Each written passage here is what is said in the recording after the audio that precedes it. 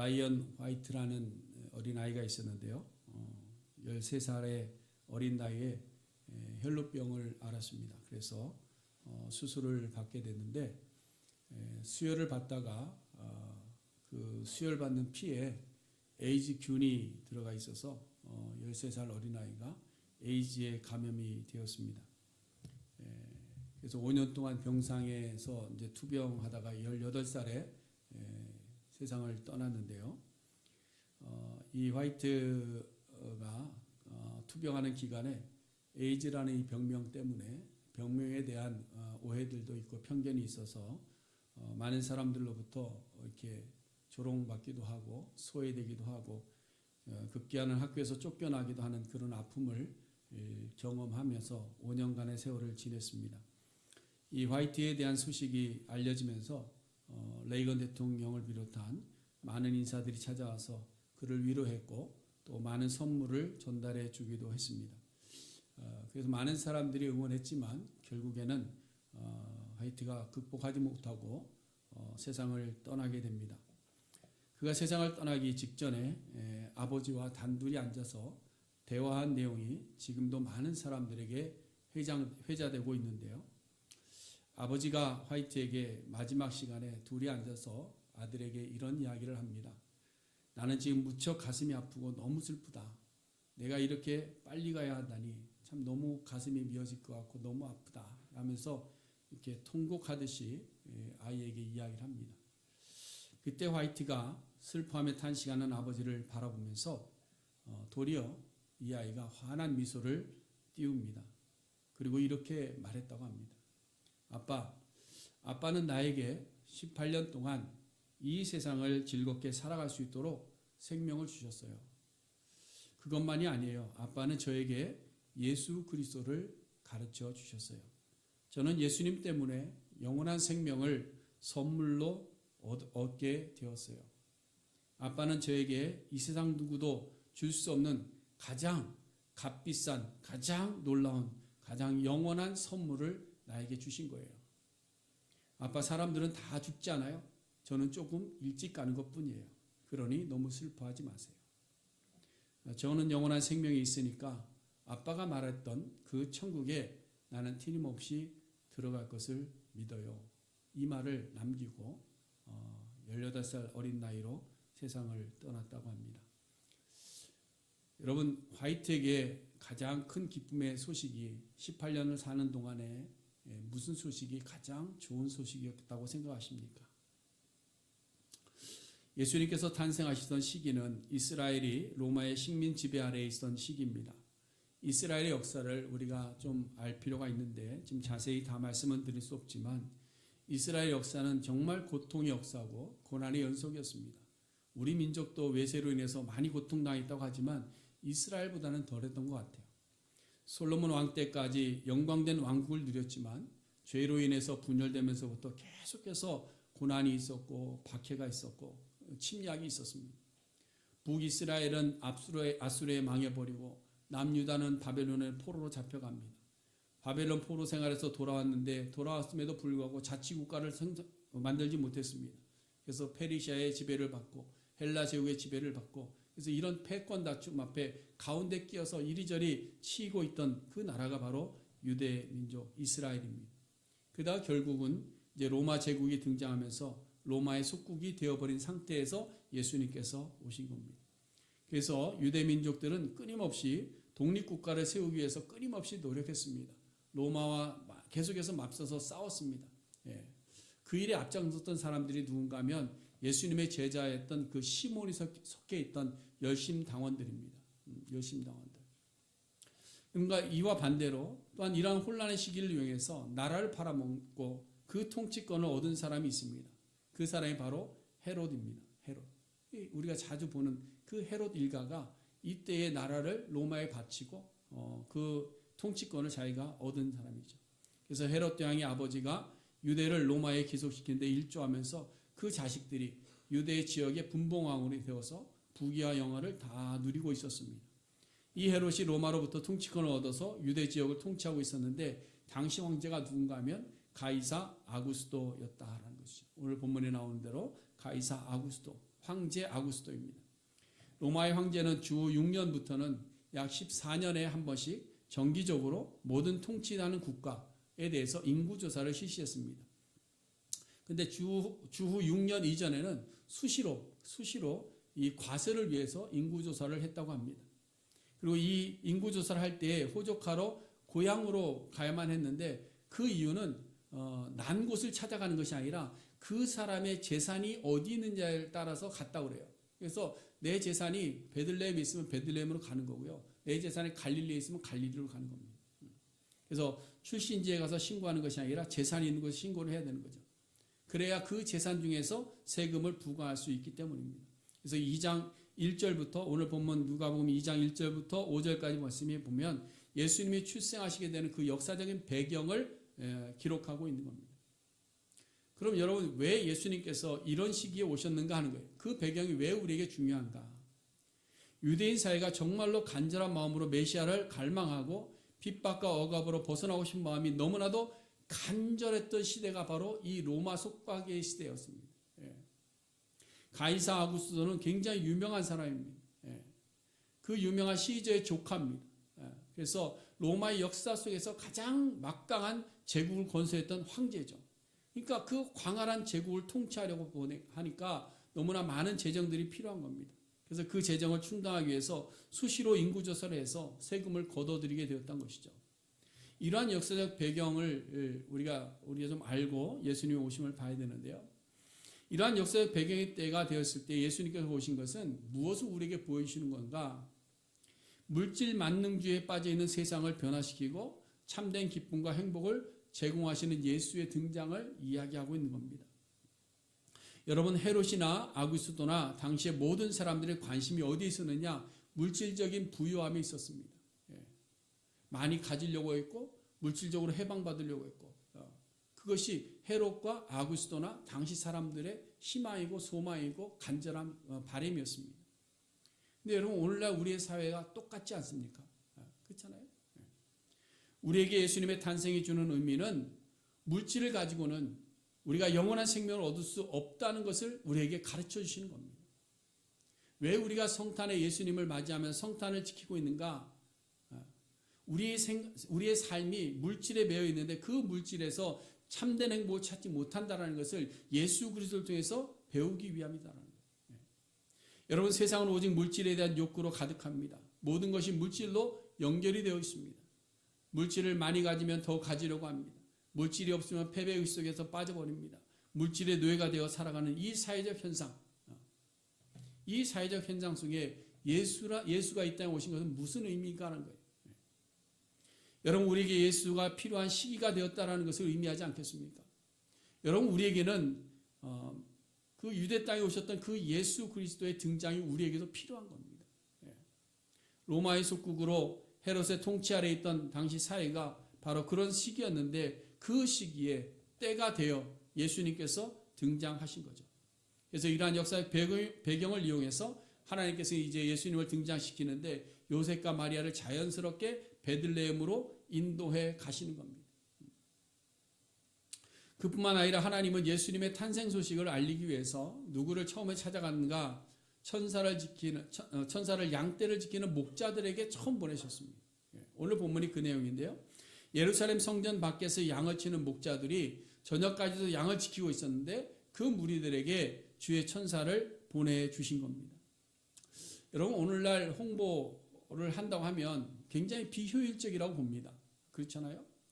하나님이 사람의 몸을 입고 이 땅에 오시는 이 소식을 전하는 자리라고 한다면 어느 정도 사회에 강력하게 영향력을 미칠 수 있는 어떤 스피커들을 이용할 것이지 아무도 관심 가져주지 않는 그런 사람들에게 이 놀라운 소식을 맡기신다는 것은 제가 볼 때는 하나님의 큰 실수가 아니었나라는 생각을 해봅니다. 왜 그런가 하면요.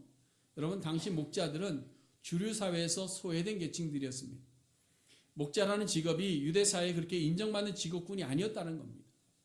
성경에 보면 유대인들이 굉장히 적대시하는 사람들이 있습니다. 가장 적대시했던 사람이 누군가 하면 사마리아 사람들과 세리들이었습니다. 사마리아 사람들은 혈통적으로 부정하다 여겼어요. 그래서 저 사람들은 부정한 사람들로 여긴 거예요. 그래서 그들과 함께 섞이지 않으려고 애를 썼죠. 꼭 나병 환자 취급을 했습니다. 세리들은 어떻습니까? 로마 정부에 빌붙어서 자기들의 피를 빨아먹는 흡혈귀, 또 우리나라를 들어바치는 매국노처럼 여긴 거예요. 그래서 이 두 부류를 지극히 싫어했습니다. 그런가 하면 천하게 여긴 직업군들이 있었습니다. 누군가 하면 창녀들이 대표적이고요. 그 다음에 좀 낮은 직업군에 있는 사람들이 어부들이고 목자들이었습니다. 다시 말해서 목자는 주로 배우지 못한 사람들이 하는 천한 직종이었다라는 것이죠. 이런 목자들에게 하나님께서는 메시아에 오시는 예수의 탄생을 그들에게 처음 전하였다는 거예요. 분명히 일반적인 홍보 방식으로 보면 잘못된 선택으로 보이지만 여기에는 하나님의 놀라운 뜻이, 하나님의 놀라운 은혜가 여기에 담겨져 있는 거예요. 하나님께서는 이렇게 중요하고 놀라운 소식을 목자들에게 전한 것은 실패와 절망에 빠져서 아무 소망 없는 자들에게 예수 그리스도가 희망과 소망의 빛으로 오신다라는 것을 전해주시기 위함이다. 이런 오늘날 우리 인생을 한번 돌아볼 수 있기를 바랍니다. 뭐 그런 대로 괜찮아 이렇게 보면 어쩔 수 없겠지만요. 사실 목자들과 다를 바가 별로 없는 것 같아요. 과연 우리는 육적으로 어떤 성공적인 인생을 여러분 살고 있습니까? 나는 그래도 인생을 성공한 인생이야라고 이렇게 자부할 수 있습니까? 세상의 삶이 다 만족스럽고 찬란한 미래가 펼쳐질 것을 여러분들은 확신하십니까?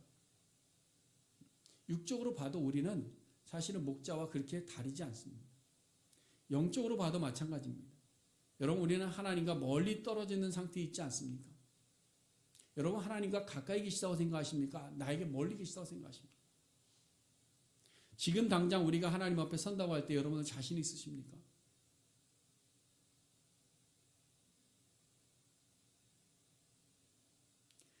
아무리 노력해도 변하지 않는 우리의 영적인 생활에 혹시나 실망하고 좌절하고 있지는 않습니까? 새로운 삶을 살아보려고 안간힘을 씁니다. 새해가 될 때마다 계획하면서 이제는 정말 새로운 삶을 살아야지 라고 계획해보지만 연말이 될 때마다 우리는 절망 가운데 빠지지 않습니까? 죄인인 줄 알면서도 죄의 유혹이 너무나도 달콤해서 자주 넘어지다 보니까 이제는 아예 성령께서 들려주시는 그 음성에 우리의 귀를 닫아버리고 있지는 않습니까? 우리가 죄악 가운데서 헛된 것을 붙잡으려고 지금도 열심히 그것만을 위해서 달려가고 있지는 않습니까? 지금 나의 모습은 과연 예루살렘 안에 있는가 아니면 예루살렘 밖에 어두운 곳에 몰고 있는가? 우리 자신들 한번 돌아볼 수 있는 시간이 되기를 바랍니다. 어쩌면 우리는 모두가 밤중에 양을 지키는 목자들처럼 소외되어져 있는 그런 존재가 아니겠습니까? 그러다 보니까 우리는 하나님의 말씀이 임하는 것이 두려울 때가 있습니다. 영적인 믿음의 길에 동참해서 가는 것을 불안해하기도 합니다. 지금까지 인생을 나름대로 산다고 살았지만 이뤄놓은 것이 없습니다. 지금까지 신앙생활을 한다고 했지만 여전히 하나님의 심판대 앞에 서는 것이 두려운 우리들 아닙니까? 지금까지 많은 사람들을 위해서 산다고 살았지만 여전히 그것은 나를 위해서 살았던 것임을 우리는 발견하게 됩니다. 우리의 상태가 이 정도가 되면 하나님의 음성이 우리 가운데 임하고 성령의 음성이 우리의 가슴을 울릴 때에 우리는 어떨까요? 아멘으로 화답할 수 있을까요? 도리어 침묵하고 도망해서 피하려고 합니다. 그래서 하나님의 말씀을 찾기 위해서 말씀을 읽고 배우는 것이 그 시간이 우리는 부담이 되기도 합니다. 성령의 역사로 내 마음에 찔림이 있을 때에 애써 외면하러 가고 나를 하나님 앞에서 합리화하려고 합니다. 내일이라도 예수님께서 다시 오셔서 하나님의 심판이 이루어지면 어떻게 하나 두려운 마음으로 살아가기도 합니다. 마치 아담과 하와가 범죄한 이후에 그동안은 그렇게 기다렸던 하나님의 부르심이었습니다. 그동안은 하나님이 나를 찾아주시기만 기다렸습니다. 그동안은 그렇게 하나님과 함께 지내는 것이 행복했습니다. 하나님 품 안에서 하나님의 시선 안에서 있는 것이 너무나도 좋고 하나님과의 만남의 시간이 기다려졌습니다.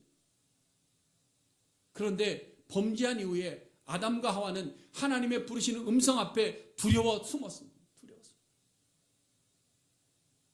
하나님의 말씀을 듣는 것이, 말씀대로 순종하는 것이, 성령께서 깨닫게 하시는 것이 두려워진 겁니다. 왜? 죄 때문에. 죄 때문에. 그것이 목자들의 상태였다. 그 상태가 누구의 상태냐? 오늘날 우리의 상태입니다.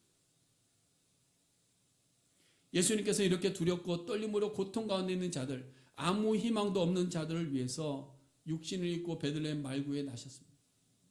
이 큰 기쁨의 좋은 소식을 이런 목자들에게 가장 먼저 전해 주신 것은 하나님의 놀라운 은혜다.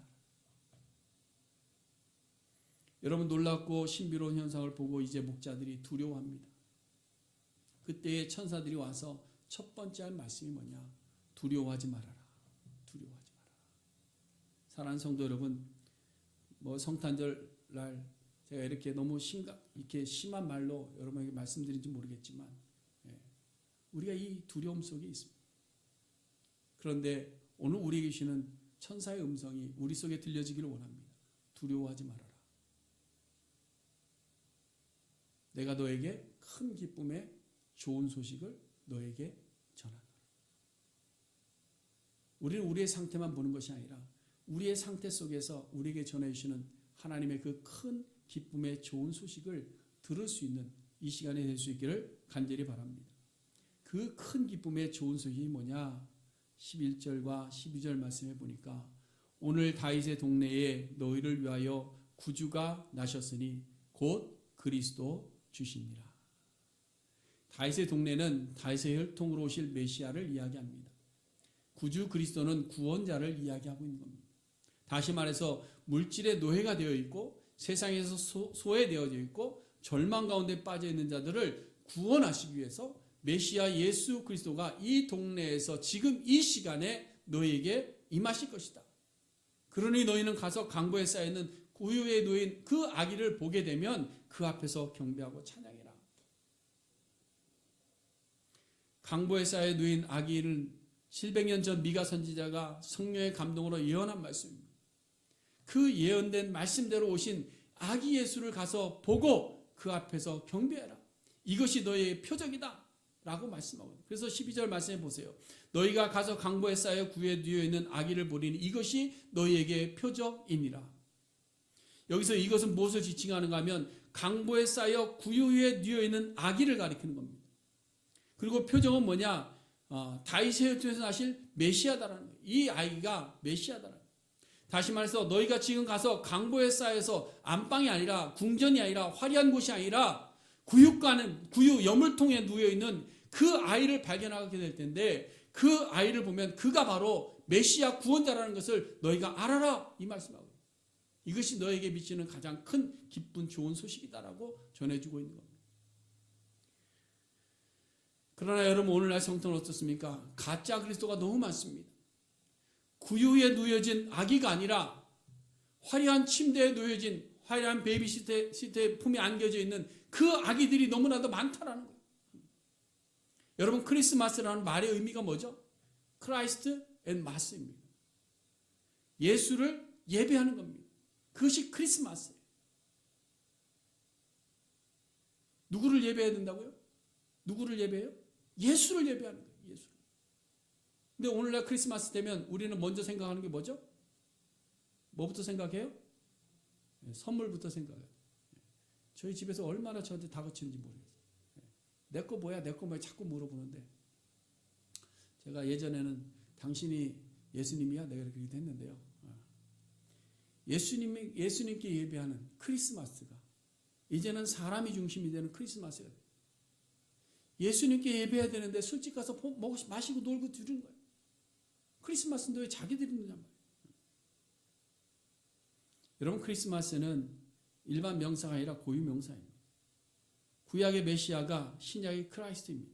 그러므로 크리스마스는 그리스도를 예배하는 날이 되어야 됩니다. 그런데 오늘날 많은 사람들이 헛된 크리스마스를 지내고 있는 거죠. 비록 12월 25일이 정확한 예수님의 탄생일은 아니라 할지라도 우리가 지켜야 하는 성탄절 크리스마스는 구약의 예언대로 다윗의 혈통으로 오신 그분, 구유에 누워 계신 그분만을 우리가 찬양하고 예배하는 날이 되어야 될 줄로 믿습니다. 오늘 주의 사자들이 목자들에게 분명하게 이야기하고 있는 것이 있습니다. 다른 아기 아니다. 다른 그때 낳은 아이들이 많이 있지만 그 아이들이 아니다. 구주로 오시는 그분은 강보에 쌓여서 구유, 그 동물들이 먹는 여물통에 누워있는 아기다. 라고 말씀하고 있는 거예요. 여러분, 오늘날 우리가 성탄절에 예수를 부르면서도 혹시라도 성탄의 주인공이 화려한 궁전에서 많은 사람들의 칭송을 받는 그 다른 무엇으로 바꿔놓지는 않았는지를 돌아볼 수 있는 귀한 시간이 될 수 있기를 간절히 바랍니다. 우리의 주인, 우리의 구세주, 우리의 그리스도는 오직 한 분, 예수 그리스도 뿐입니다. 우리에게 구원을 주시는 분도 오직 강보에 쌓여서 구유에 누이신 그분 예수 그리스도밖에는 없습니다. 헛된 표적을 구하지 마시고 헛된 표적 따라가지 마시고 오직 구유에 누이신 아기 예수를 따라가는 우리 모두가 될 수 있기를 간절히 소원해 드립니다. 그리고 이제 우리는 목자들에게 찾아와서 큰 기쁨의 좋은 소식을 전한 천사와 함께 찬양하는 자리에 들어가야 됩니다. 자, 14절 말씀 우리 같이 읽어보면 14절 다 같이 시작. 지극히 높은 곳에서는 하나님께 영광이요 땅에서는 하나님이 기뻐하신 사람들 중에 평화로다. 아멘. 여러분 13절 말씀해 보시면 이 찬양을 누가 부르는가 보세요. 누가 이 찬양을 불렀죠? 홀련히 수많은 천군이 와서 천사와 함께 불렀다. 천사가 지금 목자들에게 이야기하고 있습니다. 말씀하고 있는데 하나님의 말씀이 다 마치고 나니까 천군들이 갑자기 임했습니다. 천군이라는 것은 하늘의 군대를 이야기합니다. 어쩌면 천사들을 이야기하죠. 수많은 천사들이 와서 천사와 함께 이 찬양을 불렀다는 거예요. 지극히 높은 곳에서는 하나님께 영광이요 땅에서는 하나님이 기뻐하신 사람들 중에 평화로다. 여기 홀연히 수많은 천군이 왔다라고 되어져 있는데요. 이것은 뭐 천사일 수도 있고 하늘의 별일 수도 있고 하나님의 보좌를 둘러싸고 있는 많은 무리일 수 있습니다. 근데 이 속에 누가 포함이 되어 있느냐? 우리의 미래의 우리들의 모습이 포함되어져 있어야 한다는 거예요. 구유에 누인 아기를 경배하는 사람들은 누구냐? 천군의 무리 속에 들어가는 사람들. 왜냐하면 뒤에 보시면 20절에 가서 보세요. 목자들이 천사의 말을 듣고 아기 예수님을 찾아갑니다. 정말로 구유에 누워 있는 예수님을 봅니다. 그리고 그들은 들은 것과 목격한 것을 보면서 하나님께 영광을 돌리고 찬송하였다 이렇게 되어 있어요. 그러므로 천군은 믿음의 사람들을 포함한 거예요. 믿음의 사람들. 그리고 찬양의 내용도 보면 마지막 하나님 나라에서 보좌를 둘러싼 많은 백성들이 환호하는 찬양의 소리와 똑같은 겁니다. 지극히 높은 곳에서는 하나님께 영광, 보좌에 둘러싼 허다한 무리들이 거룩하다 거룩하다 거룩하다 찬양하는 모습과 동일한 겁니다. 기뻐하심을 입은 사람들 중에 평화로다. 하나님의 택하심을 받고 믿음으로 구원받은 사람들이 얻게 되는 참된 기쁨 속에서 누릴 수 있는 평화의 모습을 노래하고 있는 겁니다. 여러분, 아담 이후로 모든 인류는 죄를 범하였고 평화를 잃어버렸습니다.